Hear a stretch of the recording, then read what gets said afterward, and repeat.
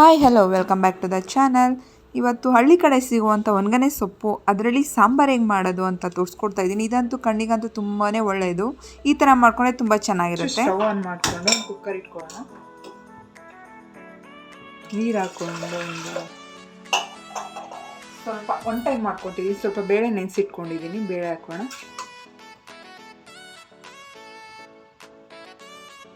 ಇದಕ್ಕೆ ಒಂದು ಸಣ್ಣ ಟೊಮೊಟೊ, ಸ್ವಲ್ಪ ಎಣ್ಣೆ ಹಾಕೊಳ್ಳೋಣ. ಒಂದು 5 ನಿಮಿಷ ನನಗೆ ಕುದೀಲಿ. ಇದರಲ್ಲಿ ಒಂದು 5 ನಿಮಿಷ ಇದ್ದರೆ ಸಾಕು. ಇದು ಒಂದು 5 ನಿಮಿಷ ಕುದಿ ಬಂದಿದೆ. ಈಗ ಇದಕ್ಕೆ ಸೊಪ್ಪು ಹಾಕೋಣ. ಒಂದು ಸ್ವಲ್ಪ ಹಾಕ್ಬಿಟ್ಟು ಇವಾಗ ಬೇಳೆ ಸಾಂಬಾರು ಪುಡಿ ಒಂದು 2 ಸ್ಪೂನ್ ಇದೆ. ಮತ್ತು ಸೊಪ್ಪು ಹಾಕೋಣ. ಅದು ಮಧ್ಯ ಸೇರಿಸ್ಬಿಟ್ಟು ಈ ಥರ ಹಾಕೋಣ.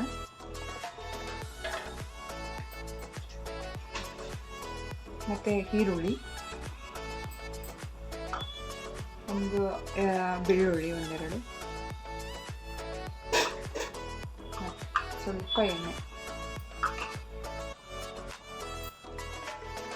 ಇವಾಗ ಕ್ಯಾಪ್ ಮುಚ್ಚಿ ಒಂದೆರಡು ವಿಷಲ್ ಕೂಗ್ಸೋಣ.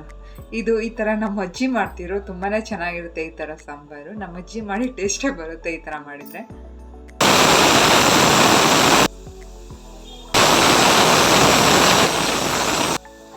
ಈಗಾಗಿದೆ, ಸ್ಟವ್ ಆಫ್ ಮಾಡೋಣ. ಇದಾಗಿದೆ. ಈಗ ಈ ರೀತಿ ಬಂದಿದೆ. ಇದು ಈ ರೀತಿ ಬೆಂದಿದೆ. ಇದನ್ನು ನೀರನ್ನು ಫಿಲ್ಟ್ರ್ ಮಾಡಿ ಒಂದು ಪಾತ್ರೆ ತಗೊಂಡು ಈ ಥರ ಜಾಸ್ತಿ ಬೇಡ, ಒಂದು ಸ್ವಲ್ಪ ಬರೋ ತನಕ ಇಷ್ಟು ಫಿಲ್ಟ್ರ್ ಮಾಡ್ಕೊಂಡ್ಬಿಡೋಣ. ಸ್ವಲ್ಪ ನೀರಿರಲಿ, ಅಂದರೆ ಪೂರ್ತಿ ಬೇಡ, ಒಂಚೂರು. ಈ ಥರ ಫಿಲ್ಟ್ರ್ ಆಗಿದ್ಮೇಲೆ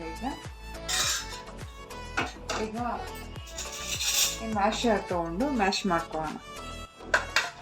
ಈ ಥರ ಮ್ಯಾಶ್ ಮಾಡ್ಕೊಬೇಕು.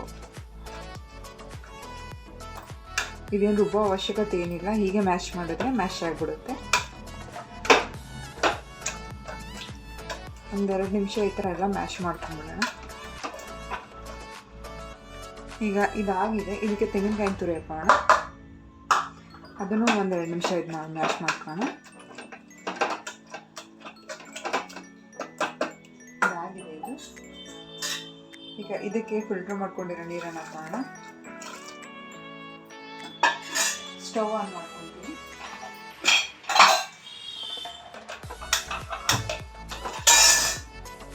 ಇದಕ್ಕೆ ಉಪ್ಪು ಹಾಕಿಲ್ಲ.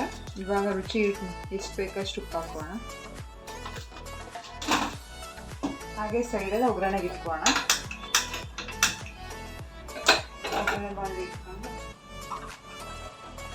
ಒಂದು ಸ್ಪೂನ್ ಎಣ್ಣೆ ಹಾಕೋಣ. ಎಣ್ಣೆ ಕಾಯಿದೆ ಸಾಸಿವೆ,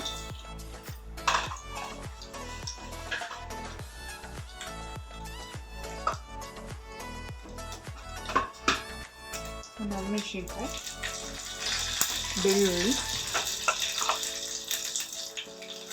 ಸ್ವಲ್ಪ ಈರುಳ್ಳಿ, ಕರಿಬೇವು ಹಾಕೋಣ.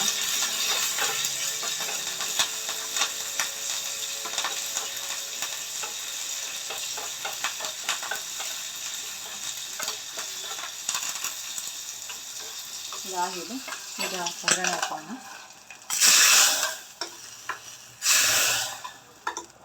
ಈಗ ಇದು ರೆಡಿಯಾಗಿದೆ. ಬೌಲಿಗೆ ಸರ್ವ್ ಮಾಡ್ಕೊತೀನಿ. ಇವಾಗ ಒಣಗನೆ ಸೊಪ್ಪಿನ ಸಾರು ರೆಡಿಯಾಗಿದೆ. ಇದೊಂದು ಕಣ್ಣಿಗಂತೂ ತುಂಬಾ ಒಳ್ಳೆಯದು, ಆರೋಗ್ಯಕ್ಕೂ ತುಂಬಾ ಒಳ್ಳೆಯದು. ಈ ರೀತಿ ಮಾಡಿಕೊಂಡ್ರೆ ತುಂಬಾ ಚೆನ್ನಾಗಿರುತ್ತೆ.